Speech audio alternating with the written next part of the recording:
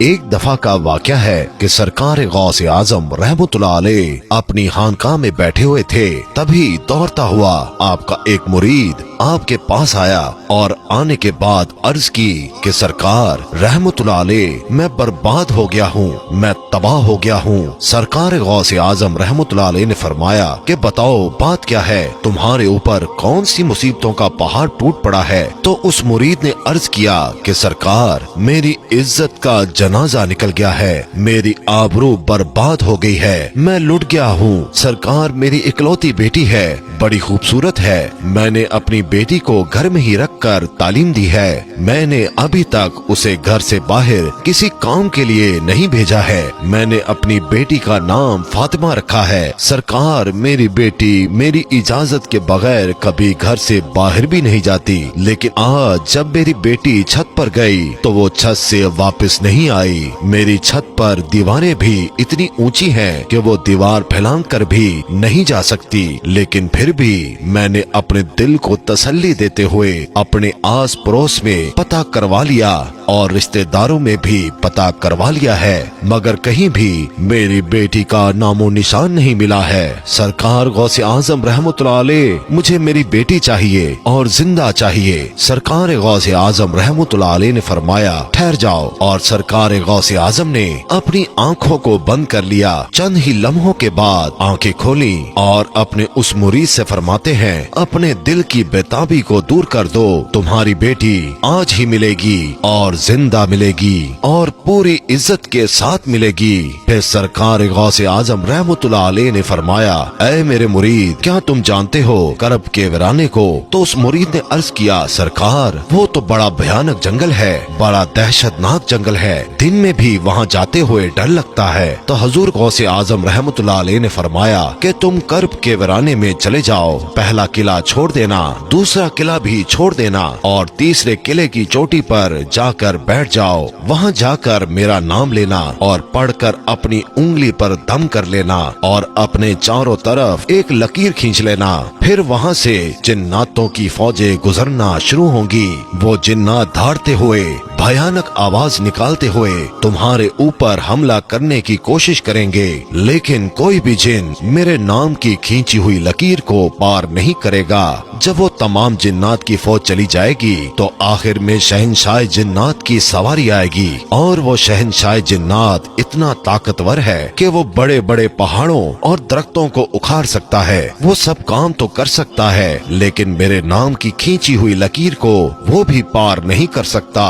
پھر وہ شہنشاہ جنات آپ سے پوچھے گا، پھر آپ اس کو اپنی پوری داستان بتا دینا کہ میں حضور غوث اعظم رحمتullah علیہ کا مرید ہوں، انہی کا بھیجا ہوا ہوں، مجھے میری بیٹی آج ہی چاہیے اور زندہ چاہیے اور پوری عزت کے ساتھ چاہیے۔ اگر میری بیٹی کو کچھ ہوا تو میرے پیر کے قہر سے پوری قوم جنات کو کوئی نہیں بچا سکے گا۔ حضور غوث اعظم کا یہ مرید کرب کے ویرانے کی طرف چل دیتا ہے، 2 قلعے چھوڑنے کے بعد تیسرے قلعے پر بیٹھ جاتا ہے، کرب کے ویرانے پر جا کر حضور غوث اعظم کا نام لے کر اپنی انگلی پر دم کرتا ہے اور چاروں طرف لکیر کھینچ کر بیٹھ جاتا ہے۔ جنات کی فوج گزرنا شروع ہو جاتی ہے، بڑے بڑے خطرناک جن گزرتے ہیں اور اس پر ہر طرف سے حملہ کرتے ہیں، لیکن سرکار غوث اعظم رحمتullah علیہ کے نام پر کھینچی ہوئی لکیر کو جب وہ چھوتے ہیں تو اس سے ٹکرا کر بھاگ جاتے ہیں۔ سارے جنات کی فوج چلی گئی، آخر میں شہنشاہ جنات کی سواری آتی ہے، وہ اپنی پوری شان و شوکت کے ساتھ آ رہا تھا۔ جب اس نے اپنے راستے میں ایک انسان کو بیٹھا ہوا دیکھا تو شیر کی طرح دھاڑتا ہوا اور ہاتھی کی طرح چنگھاڑتا ہوا اپنی پوری قوت کے ساتھ اس مرید پر حملہ کرنے کے لیے لپکا، لیکن جیسے ہی حضور غوث اعظم رحمتullah علیہ کے نام پر کھینچی ہوئی لکیر سے ٹکرایا، وہیں پر گھٹنے ٹیک کر بیٹھ گیا اور اس سے پوچھتا ہے کہ تم کون ہو اور کہاں سے آئے ہو، بات کیا ہے؟ حضور غوث اعظم رحمتullah علیہ کے مرید نے اپنا پورا مقدمہ پیش کیا کہ ऐ जिन्नात के बादशाह, मैं हजूर गौसे आजम का मुरीद हूँ। मेरी लड़की छत पर गई थी और वहाँ से मेरी बेटी गायब हो गई। कोई जिन उसको उठाकर ले गया है। मुझे मेरी लड़की आज ही चाहिए और जिंदा चाहिए और इज्जत के साथ चाहिए। जब शहंशाह जिन्नात ने हजूर गौसे आजम रहमतुल्लाह अलैह का नाम सुना तो अपनी फौज को वापस बुलाया और वापस बुलाने के बाद कहा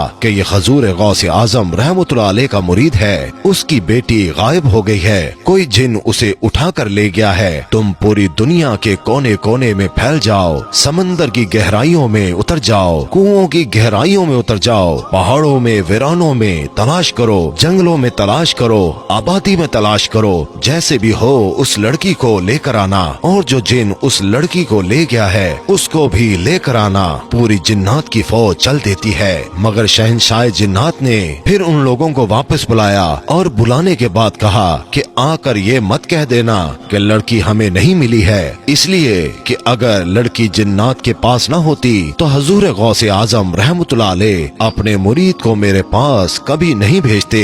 सारी की सारी जिन्नात की फौज समंदरों की तह में, खंडरों में, आबादी में, वीरानों में, जंगलों में, पहाड़ों में लड़की को तलाश करना शुरू कर देते हैं। बहुत ही मुश्किल के बाद जो जिन उस लड़की को ले गया था उसको और उस लड़की को शहंशाह जिन्नात के पास ले जाते हैं। उन जिन्नात ने कहा कि ऐ शहंशाह जिन्नात, हमने इसे बड़ी मुश्किल से तलाश किया है। शहंशाह जिन्नात ने उस जिन से कहा कि तेरी हिम्मत कैसे हुई? क्या तुझे पता नहीं कि हजूर गौसे आजम रहमतुल्लाह अलैह कौन है? तुझे उनके शहर से लड़की ले जाते हुए डर नहीं लगा? तो जिन ने कहा, ऐ शहंशाह जिन्नात, मेरी इतनी हिम्मत तो नहीं थी, लेकिन मैं क्या करता।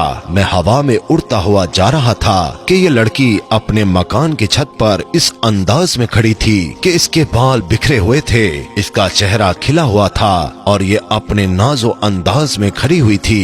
शहंशाह जिन्नात ने कहा कि तुमने पूरी कौम जिन्नात को खतरे में डाल दिया है। अगर शेख साहब जलाल में आ जाते तो पूरी कौम जिन्नात को पूरी दुनिया के किसी कोने में जगह न मिलती। और शहंशाह जिन्नात ने इतना कहकर एक जल्लाद जिन को बुलाया और उसको हुक्म दिया, इस जिन की गर्दन को जिसने इस लड़की को उठाया था धर से अलग कर दो, उसको कत्ल कर दो और उस लड़की को सरकार गौसे आजम रहमतुल्लाह अलैह के मुरीद के हवाले करके शहंशाह जिन्नात ने कहा, ये लो और शेख साहब की बारगाह में मेरा सलाम अर्ज कर देना और तुम्हारी बेटी आज ही पूरी इज्जत के साथ तुम्हें मिल गई है। शहंशाह जिन्नात इतना कहकर चल देता है। सरकार गौसे आजम रहमतुल्लाह अलैह के मुरीद ने आवाज दी कि ऐ शहंशाह जिन्नात, जरा हमारी बात तो सुनो। तो शहंशाह जिन्नात ने कहा, बोलो क्या बात है? तो सरकार गौसे आजम के मुरीद ने कहा कि बताओ, तुम लोग भी सरकार गौसे आजम रहमतुल्लाह अलैह को मानते हो?